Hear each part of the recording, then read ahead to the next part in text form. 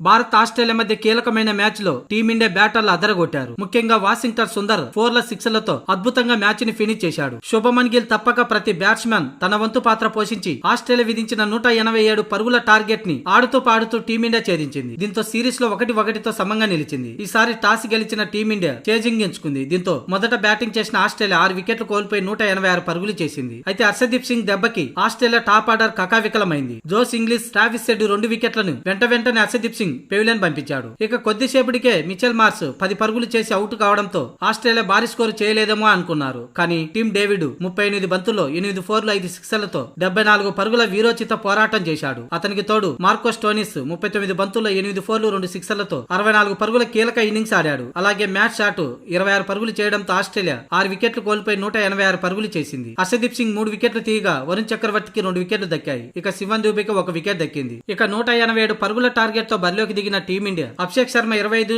సూర్యకుమార్ యాదవ్ 24 పరుగులతో పర్వాలేదనిపించిన శుభమన్ గిల్ 15 పరుగులే చేసి అవుట్ అయ్యాడు. ఈ దశలో తిలక్ వర్మ 29 పరుగులు, అక్షర్ పటేల్ 17 పరుగులు చేశారు. అయితే అప్పుడప్పుడు వికెట్లు పడుతున్నా కూడా స్కోర్ బోర్డు మాత్రం 10 పరుగులకు తగ్గకుండా పరుగులు పెట్టింది. అయితే వాషింగ్టన్ సుందర్ క్రీజులోకి వచ్చినాంచి దంచుడే దంచుడు. కేవలం హాఫ్ సెంచరీకి 1 పరుగు దూరంలో నిలిచిపోయాడు. 23 బంతుల్లో 3 4లు 4 6లతో 49 పరుగులు చేసి నాట్అవుట్ గా నిలిచాడు. ఇక అతనికి తోడు జితేష్ శర్మ సైతం 13 బంతుల్లో 3 4లతో 22 పరుగులు చేసి నాట్అవుట్ గా నిలిచాడు. మొత్తంగా 9 బంతులు మిగిలి ఉండగానే 5 వికెట్లు మాత్రమే కోల్పోయి 188 పరుగులు చేసి 5 వికెట్ల తేడాతో ఆస్ట్రేలియాపై ఘన విజయం సాధించింది భారత్. దీంతో సిరీస్ 1-1తో సమంగా నిలిచింది.